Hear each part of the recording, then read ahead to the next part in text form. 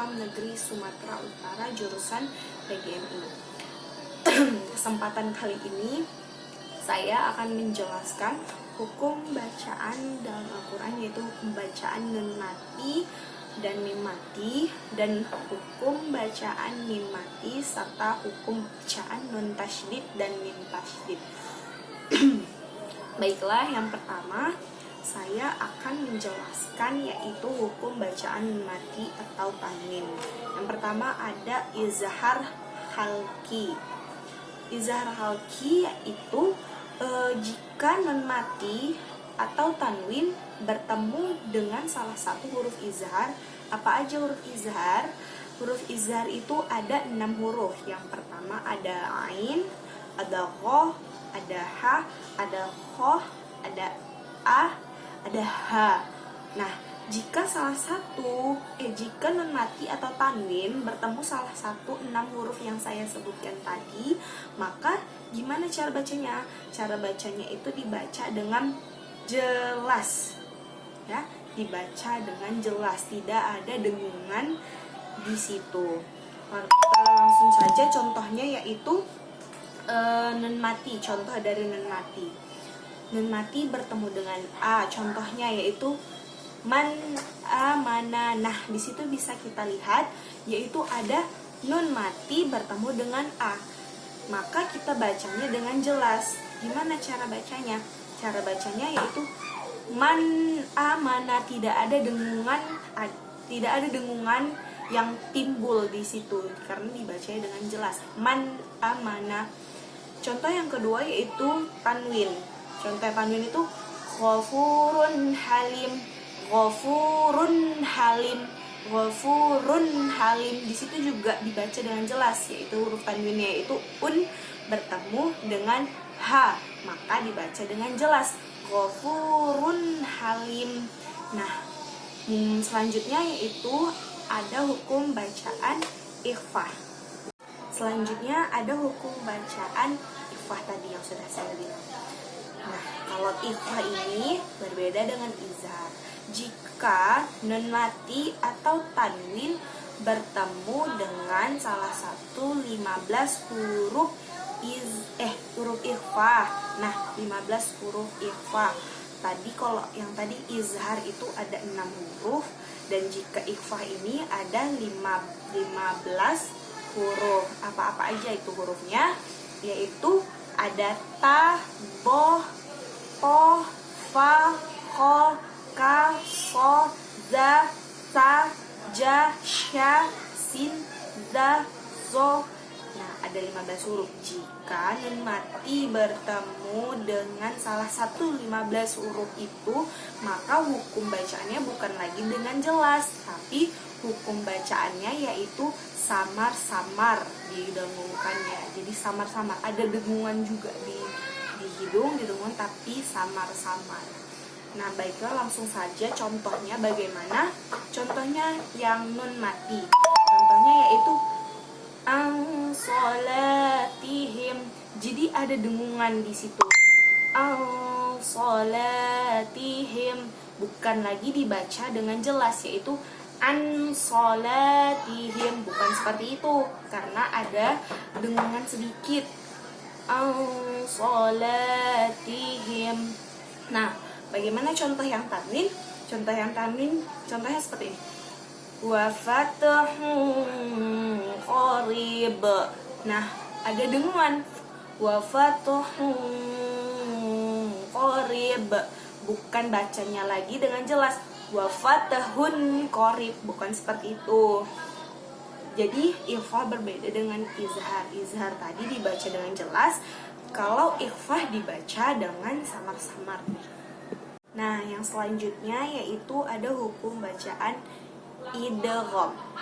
Idgham ini dibagi dengan 2. Yang pertama ada idgham bila gunnah dan ada idgham bi gunnah. Yang pertama saya akan menjelaskan idgham bi gunnah. Apa itu idgham bi gunnah? Bedanya itu ada bi gunnah dengan bila gunnah. Nah, jadi yang saya jelaskan pertama yaitu ada idgham bi gunnah. Apa itu idgham bi gunnah? apabila nun mati atau tanwin bertemu dengan salah satu huruf bi gunnah, yaitu apa aja hurufnya? Ada huruf ya, ada huruf ma, ada huruf waw, ada huruf nun. Ada 4. Jika nun mati atau tanwin bertemu dengan 4 huruf itu, maka hukum bacaannya didengungkan, ditambah tasydid dan didengungkan dia. Berbeda dengan izhar dan ikhfa tadi.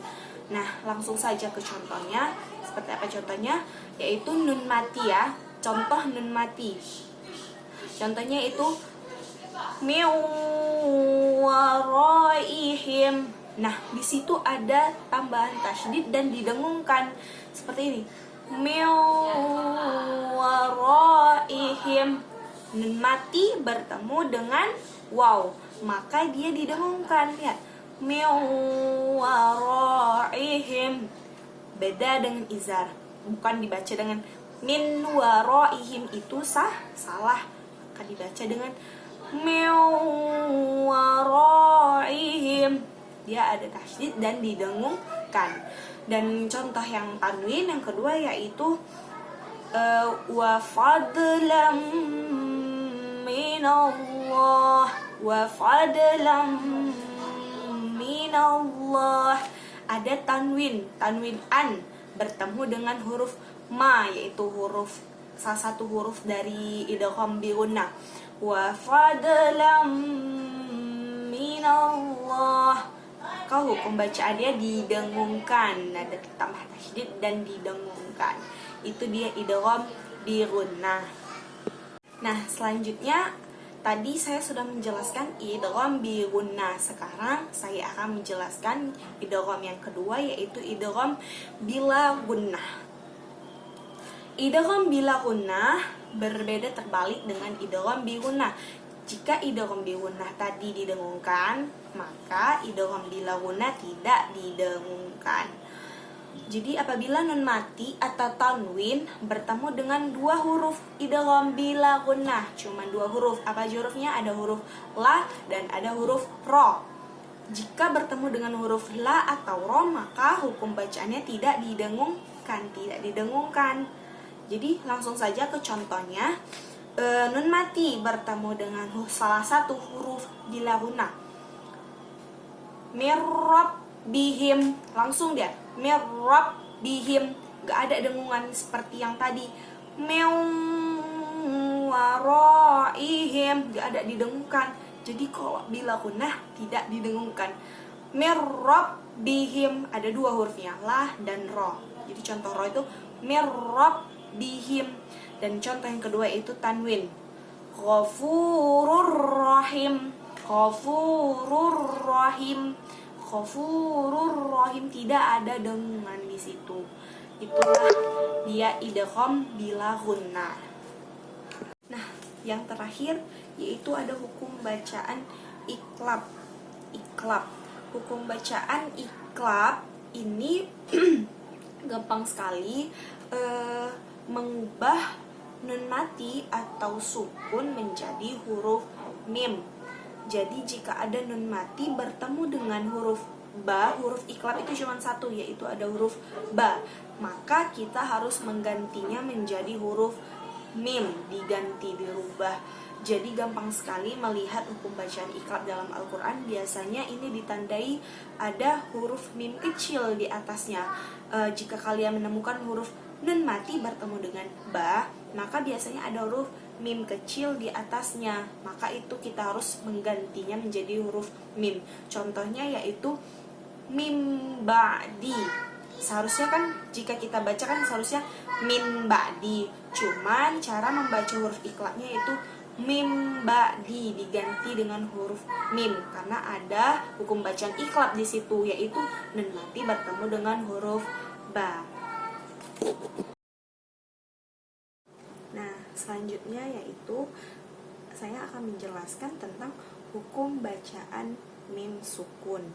Yang pertama yaitu ada yang namanya ikhfah syafawi. Ikhfah syafawi ini apabila mim sukun atau mim mati bertemu dengan huruf ba. bertemu dengan huruf ba, maka bacanya itu dengan cara samar-samar dan juga digunakan atau didengungkan.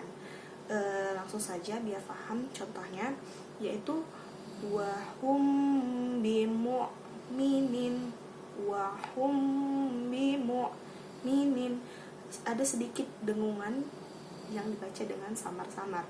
Wahum bimu'minin, mim mati bertemu dengan huruf ba, dibaca dengan samar-samar lalu didengungkan. Wahum bimu'minin, mungkin seperti itu. Yang kedua ada yang namanya idgham mimi. Nah, idgham mimi ini apabila mim sukun bertemu dengan huruf mim. Cara membacanya bagaimana? Cara membacanya yaitu sempurnakan dulu tasydidnya atau memasukkan mim sukun ke dalam mim dengan disertai suara yang mendengung. Nah, cara membacanya gimana? Langsung saja ke contohnya biar agar paham, yaitu wa ma lahum minallah. Cara bacanya itu kan mim sukunnya itu dimasukkan ke mimnya lalu bacanya didengungkan. Nah, seperti ini, mim mati bertemu dengan huruf ma. Wa ma lahum minallah, didengungkan dia cara membacanya. Baik, lalu selanjutnya yaitu ada yang namanya izhar syafawi. Apa itu izhar syafawi? Izhar syafawi ialah apabila mim sukun bertemu dengan semua huruf hijaiyah kecuali huruf yang dua tadi. Apa itu? Yaitu huruf ma dan huruf ba. Maka selain dari itu semua disebut dengan izhar syafawi, yaitu mim mati bertemu dengan seluruh huruf hijaiyah kecuali huruf mim dan huruf ba. Gimana cara bacanya jika seperti itu? Maka cara bacanya yaitu dengan cara jelas dan terang. Langsung saja ke contohnya biar agar lebih paham, yaitu pertama an'amta. Jadi langsung an'amta, langsung dia an'amta, langsung tidak ada dengungan, melainkan dibaca dengan jelas. An'amta, mim mati bertemu dengan huruf ta. An'amta, langsung ditutup mulutnya. An'amta, seperti itu. Nah, selanjutnya yang terakhir ialah hukum bacaan nun tasydid dan mim tasydid. Dari kedua ini, nun tasydid dan mim tasydid ini sebenarnya memiliki hukum yang hampir sama. Kenapa begitu? Karena cara membacanya yaitu sempurnakan tasydidnya, lalu kemudian didengungkan, setelah itu ditahan selama 2-3 harkat. Bagaimana contohnya? Contoh dari nun. Sebenarnya nun mati ini kan terdiri dari nun tasydid. Nun tasydid ini terdiri dari nun mati atau nun sukun dengan huruf na.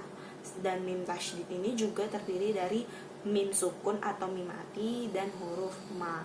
Jadi langsung saja contohnya biar agar lebih dipaham mungkin ya. Contohnya dari hukum nun tasydid, yaitu contohnya inna itu dibaca dengan didengungkan dan ditahan selama 2-3 harkat. Inna 2 atau 3. Inna 2-3 harkat didengungkan.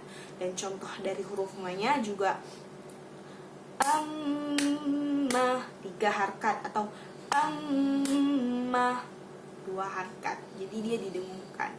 Mungkin itu saja yang saya dapat sampaikan. Lebih dan kurangnya saya minta maaf. Semoga video ini memberi kita manfaat. Wabillahi taufiq wal hidayah. Wassalamualaikum warahmatullahi wabarakatuh.